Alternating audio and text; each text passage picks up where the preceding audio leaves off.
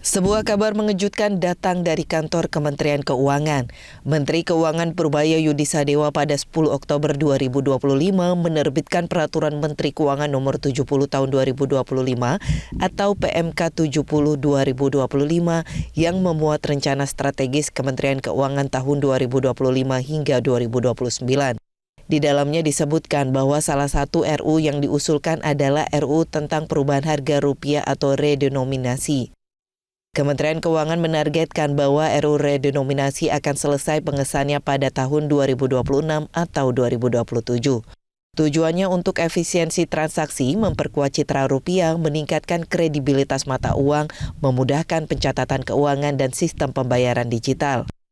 Redenominasi di sini beda dengan centering. Jika centering artinya pemotongan nilai uang, maka redenominasi hanyalah penyederhanaan angka. Ide untuk menyederhanakan nominal mata uang rupiah dengan cara mengurangi angka 0 pada pecahan rupiah tanpa mengubah daya beli atau nilai realnya telah muncul sejak lama. Misalnya pada sekitar 2010, Bank Indonesia bersama Kemenq mulai melakukan kajian terkait redenominasi. Pada 2013, draft RUU untuk perubahan harga rupiah atau redenominasi pernah diajukan namun tidak jadi disahkan. Selama beberapa tahun selanjutnya wacana ini muncul sesekali, namun masih menunggu momentum dan kesiapan regulasi serta aspek teknis lainnya. Dalam rencana redenominasi saat ini, tahapan penting yang harus dilakukan meliputi sosialisasi kepada publik, pencetakan atau penyiapan uang baru, periode peredaran bersama antara uang lama dan uang baru sebagai transisi, kemudian penarikan uang lama. Karena sifatnya regulasi besar dan kompleks, melibatkan sistem pembayaran, akuntansi, pencetakan uang, teknologi, edukasi masyarakat, maka prosesnya diperkirakan memakan waktu beberapa tahun. Banyak negara di dunia pernah melakukan redenominasi mata uang dengan alasan yang berbeda-beda. Mulai dari hyperinflasi, reformasi ekonomi, hingga modernisasi sistem keuangan. Negara yang melakukan redenominasi dengan tujuan modernisasi dan penyederhanaan antara lain Turki pada 2005 dengan penyederhanaan 1 juta lira menjadi 1 lira.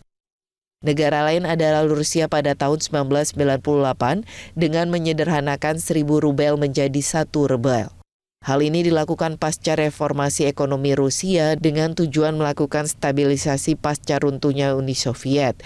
Sementara itu, redenominasi pernah dilakukan dengan motif memulihkan kepercayaan publik setelah inflasi ekstrem. Di antaranya Zimbabwe pada 2006 hingga 2009.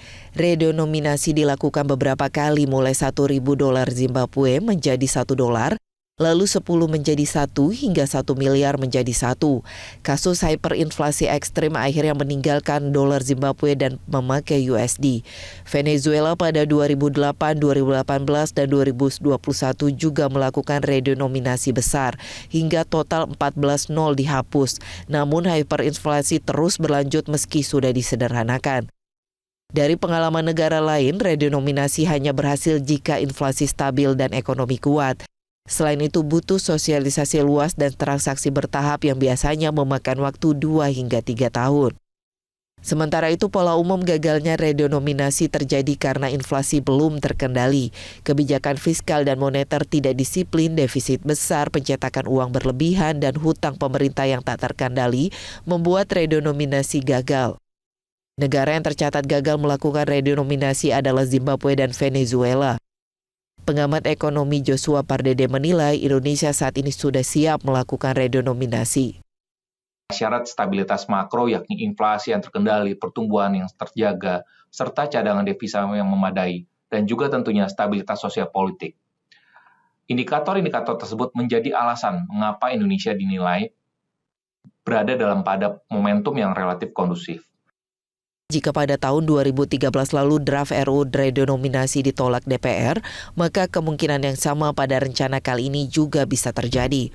Pemerintah dalam hal ini Kementerian Keuangan harus menyiapkan detail rencana redenominasi beserta tahapannya untuk meyakinkan publik dan parlemen sekaligus agar rencana kali ini berjalan mulus.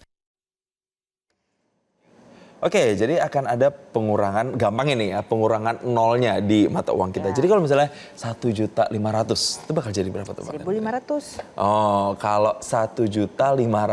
Nah, jadi Bla bla bla bla bla. Tuh, bakal jadi gimana tuh? Rp1.555. Kalau ada pecahannya sen kan berarti. Iya, jadi sen. Ya, Jadi tapi lebih kecil nggak lagi. tahu sih apa benar sen apa enggak ya. Itulah ya nanti pemirsa. Tapi intinya adalah masyarakat punya harapan kalau sosialisasi untuk redenominasi ini dilakukan secara masif. Karena kita aja tadi bingung, ya kan? Ya, dan diharapkan ini tidak merugikan masyarakat. Tapi apa ya kata masyarakat soal rencana ini, kita lihat sama-sama. Ini kan kebijakan di pusat ya. Yang penting pertama saya kira sosialisasinya mesti masif. Karena itu akan terkait dengan seluruh hajat hidup masyarakat banyak. Kemudian yang kedua, kita ingin pastikan bahwa kebijakan itu jangan sampai merugikan rakyat. Sebenarnya kalau dari sudut pandang rakyat itu malah kita relatif tidak ada permasalahan. Karena kan ini isu lama ya. Isu lama tapi kayaknya memang baru Pak Menteri Purbaya yang bisa menjalankan. Paling ke istilahnya kita pinginnya agar konsep ini tidak merugikan masyarakat. Karena pasti kebijakan ada akses positif sama negatifnya. Jangan sampai negatifnya itu merugikan masyarakat. Saya kira ya kita semua tahulah masyarakat Indonesia ya dari berita-berita yang ada. Tapi yang paling penting adalah bagaimana kita harus belajar. Dulu pernah ada pemotongan mata uang itu. Bahkan korbannya adalah kakek saya sendiri. Bagaimana kakek saya punya tabungan yang cukup besar ya. Ternyata ada pemotongan 1.000 menjadi Rp1. Sehingga jangan sampai akhirnya nanti merugikan masyarakat. Intinya kita mendukung sehingga mata uang rupiah itu bisa kuat ya. Karena kebanggaan bangsa Indonesia itu ketika mempunyai mata uang yang...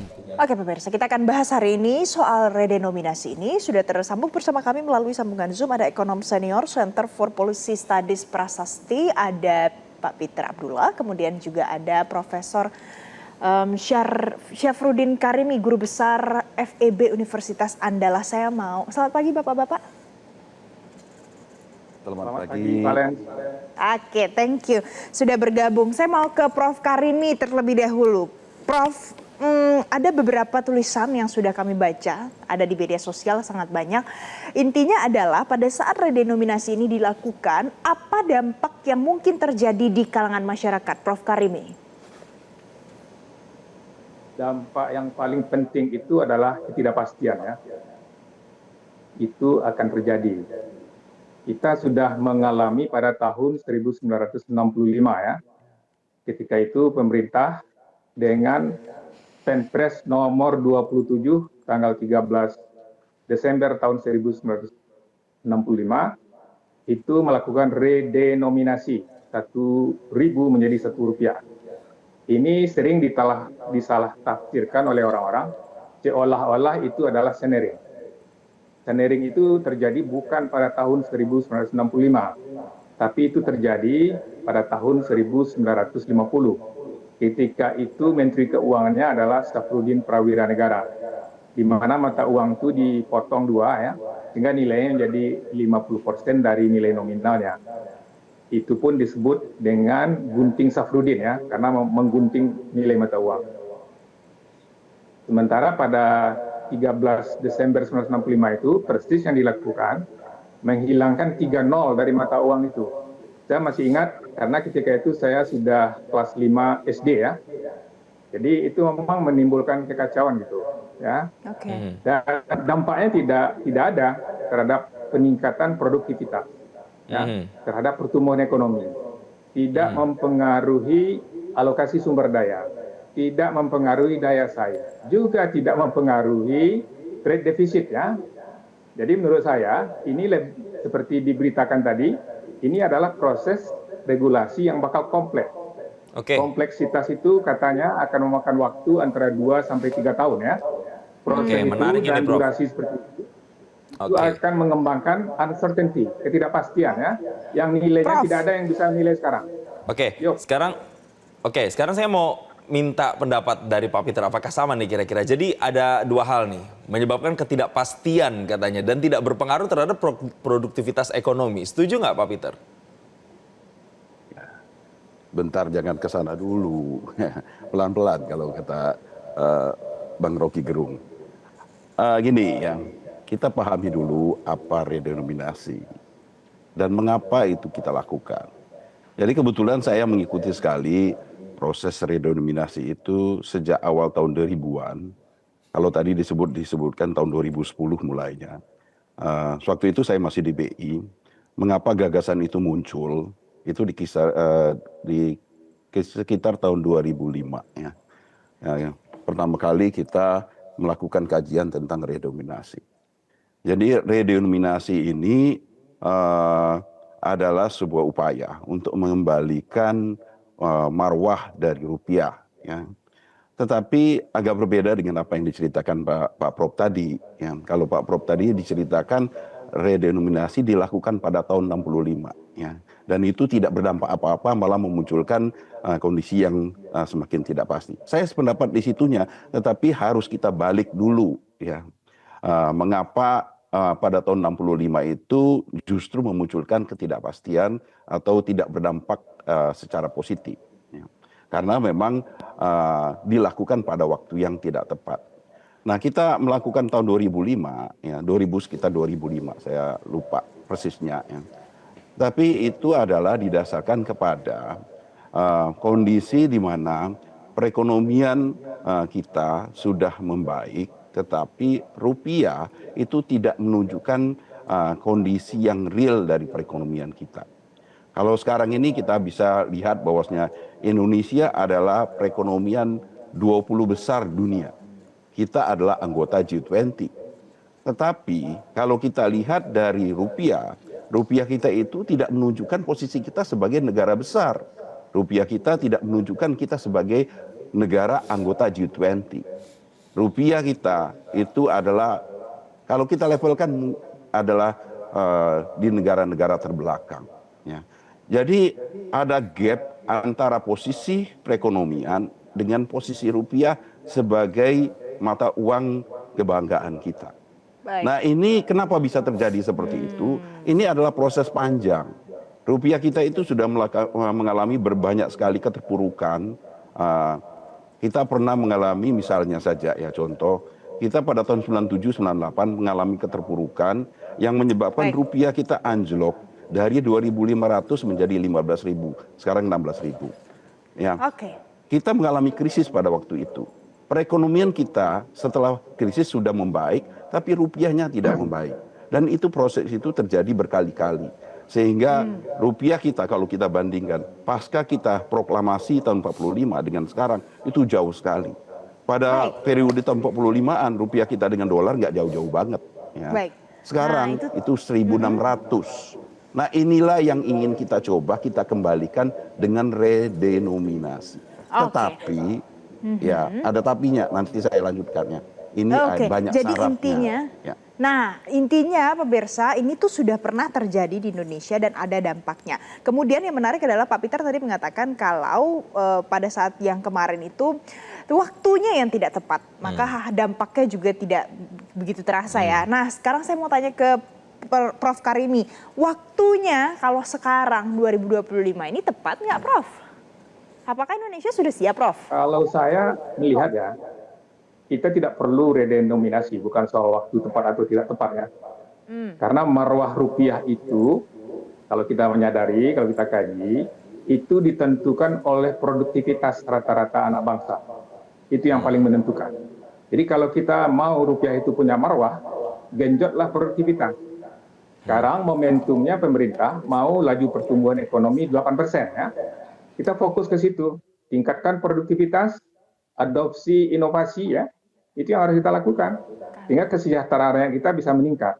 Otomatis ketika produktivitas kita meningkat relatif sama atau lebih tinggi dibanding negara-negara G20, itu rupiah itu akan semakin kuat. Bahkan bisa rupiah itu $1 bisa 10.000 gitu. Tapi kalau kita hanya memoles-moles saja, itu hanya simbolisme gitu. Padahal rupiah itu butuh substansi perbaikan dalam produktivitas. Menurut saya, ini yang mesti kita sadari bersama-sama ya. Tantangan kita ke depan itu adalah meningkatkan produktivitas makin cepat di antara negara-negara ASEAN, makin cepat di antara negara-negara G20, itu yang paling penting. Dan saya menyadari bahwa rupiah itu tidak menghalangi kita untuk meningkatkan produktivitas. tidak menghalangi kita untuk mencapai kemajuan ekonomi. Jadi kita jangan salah sentuh itu. Yang harus kita sentuh dan kita genjot sekarang adalah perbaikan produktivitas. Perbaikan produktivitas akan meningkatkan daya beli karena upah bisa dinaikkan. Tapi kalau itu tidak kita sentuh, reformasi struktural, reformasi kelembagaan tidak kita sentuh, rupiah itu bagaimanapun dipoles akan tetap kembali ke seperti yang sekarang, ya. Bisa terjadi krisis seperti yang terjadi 98, ya. Itu bukan disebabkan oleh nilai nominal rupiah, ya, harus kita sadari. Itu disebabkan karena daya saing kita terhadap negara lain itu tidak bisa berpacu, ya. Ya, berarti Prof. Karimi dan juga Pak Peter, pendapatan per kapita kita lebih tinggi dibanding Tiongkok, ya. Tapi setelah krisis, pendapatan per kapita kita jatuh di bawah Tiongkok dan tidaklah lagi kita mengejar Tiongkok hingga hari ini. Jadi persoalan intinya menurut saya perbaiki produktivitas bangsa. Ya, Prof. Karimi dan juga Pak Peter, berarti kondisi seperti apa sebenarnya yang tepat ketika Indonesia memutuskan untuk redenominasi rupiahnya, begitu ya? Itu kondisi-kondisi seperti apa sebenarnya? Karena kalau di negara-negara lain biasanya karena hiperinflasi. Kita akan nanti tanya membedahnya usai jeda berikut ini. Tetaplah bersama kami, pemirsa. Baik, kita akan kembali lanjutkan perbincangan terkait dengan wacana redenominasi rupiah. Sekarang saya mau ke Pak Peter. Pak, jadi kalau di negara-negara yang melakukan redenominasi itu disebutkan biasanya karena adanya hiperinflasi. Nah, kalau di Indonesia, kondisi-kondisi seperti apa yang memungkinkan untuk kemudian kita bisa melakukan redenominasi? Ya, ini saya melanjutkan apa yang saya sampaikan tadi, ya. Dan saya ingin menyampaikan, saya setuju sekali dengan Pak Prof, ya, bahwasanya yang kita butuhkan itu adalah memperbaiki produktivitas. Benar sekali, Pak, ya. Dengan produktivitas kita bisa memperbaiki marwah dari rupiah, ya. Tetapi kalau kita melakukannya dengan perbaikan produktivitas, itu waktu untuk kita bisa mengembalikan marwahnya rupiah itu menjadi tidak cepat, itu aja sebenarnya. Nah, mungkin saya ingin kembali dulu, ya, bahwasanya ada syarat-syarat untuk melakukan redenominasi agar supaya manfaat dari redenominasi itu menjadi sebesar-besarnya. Dan mengapa juga yang dulu tahun 65 atau juga redenominasi di banyak negara itu kemudian gagal. Karena mereka tidak memenuhi syarat-syaratnya. Atau redenominasi itu ditujukan bukan pada tujuan yang tepat.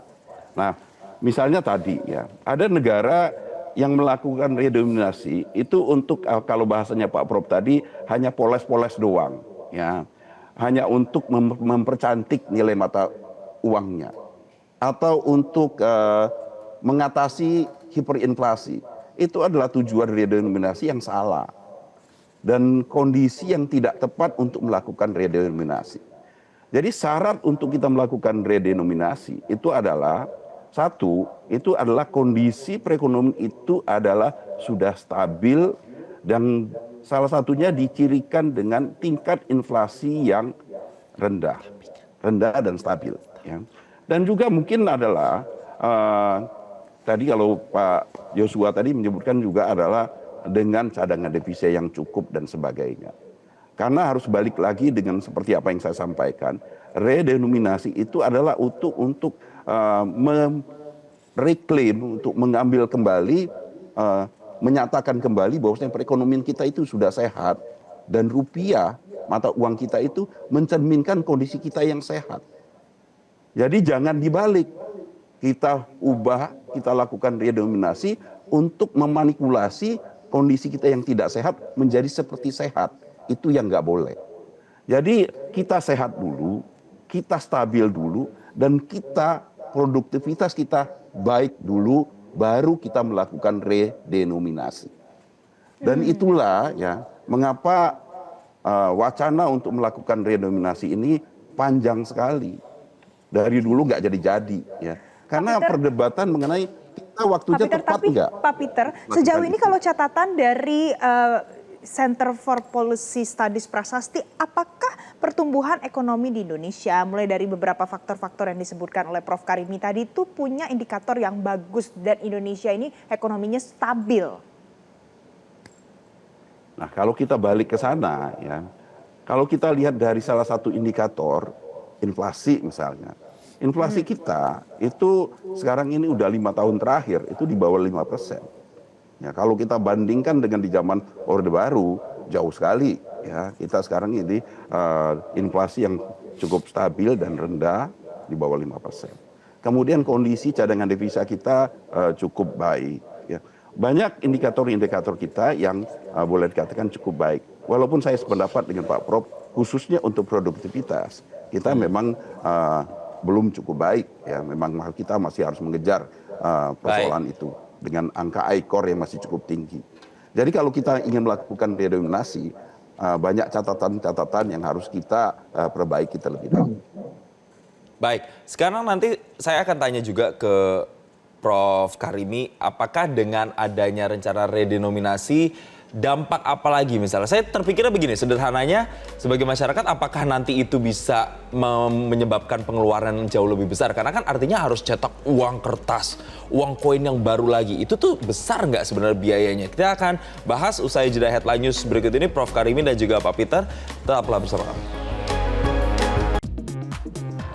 Pemirsa, Anda masih bersama kami di Selamat Pagi Indonesia. Kami berdua masih tersambung dengan Pak Peter dan juga ada Prof. Karimi. Saya mau tanya ke keduanya.